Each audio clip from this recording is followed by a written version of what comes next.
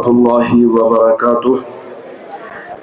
तेरे ज़मीर पे जब तक न हो नुज़ूल किताब, गिरह कुशा है न राज़ी न साहिब कशाफ।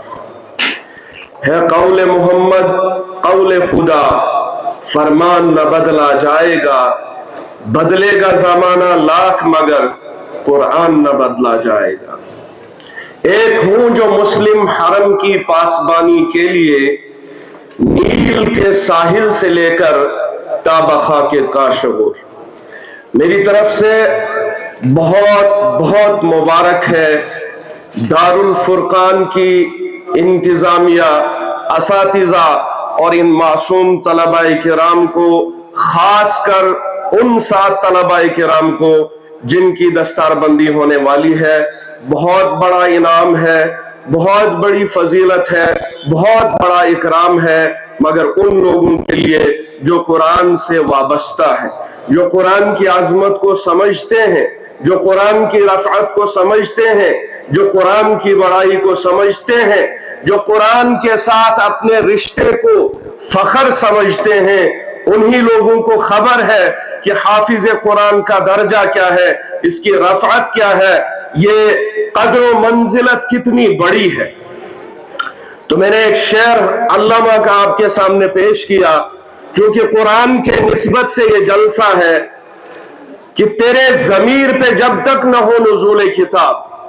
अल्लामा इकबाल रहमतुल्लाहि अलैह जब सियालकोट में तालीम हासिल करते थे तो उन्होंने लिखा है कि सुबह उठकर मेरी आदत थी, मैं कुरान की तिलावत करता था, तो हर रोज मेरे वालिद साहब अपने वज़ाइफ से फारिग होकर मुझ पर गुजरते थे। तो एक दिन उन्होंने फरमाया, इकबाल मैं तुम्हें कुछ कहना चाहता था।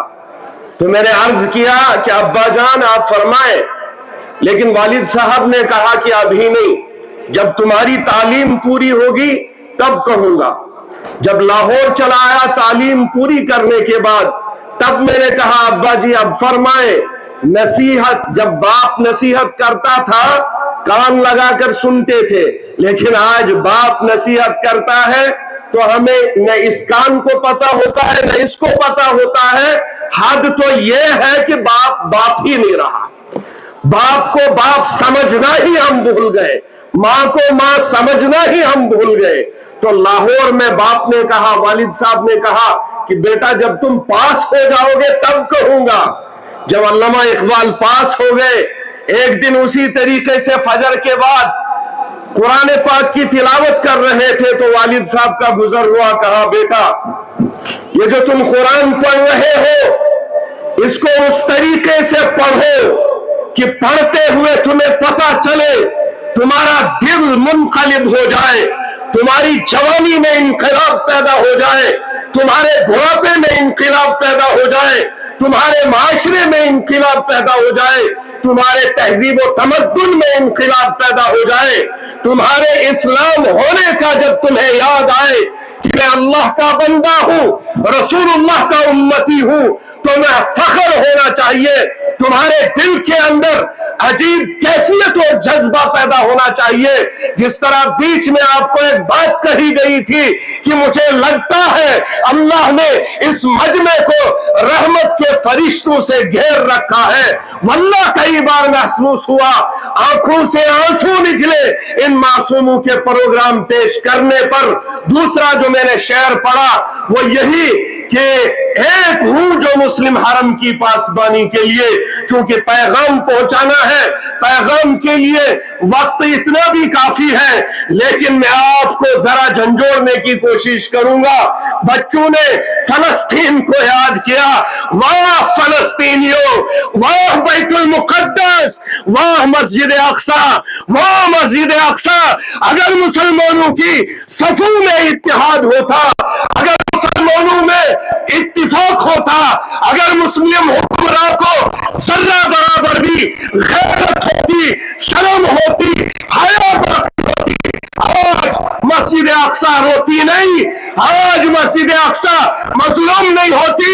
आज मेरे फलस्तीन ہوتی, بچوں کی ٹانگیں علیحدہ نہیں ہوتی, ان کے سر علیحدہ نہیں ہوتے, ان کے قدم علیحدہ نہیں ہوتے.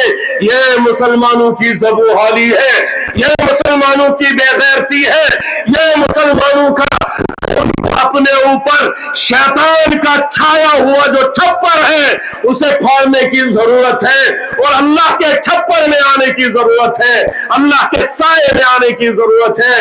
اللہ تبارک و تعالی اس ادارے کو, اس کے اساتذہ کو, اس کی انتظامیہ کو, اور خصوصی طور پر گھٹ کا جو علاقہ ہے جو صبح و شام اس کے معاون ہے, اس کے علاوہ امت مسلمہ جو بھی اس کے معاون ہیں, ان سب کو کامیابی و کامرانی عطا فرمائے, ان کے دینے کو قبول فرمائے, اس ادارے کو آباد اور شاد فرمائے, اور اللہ تعالی ہم سب کا خاتمہ ایمان پر فرمائے. وصلی اللہ علی سیدنا محمد وعلی آلہ وصحبہ اجمعین برحمتک.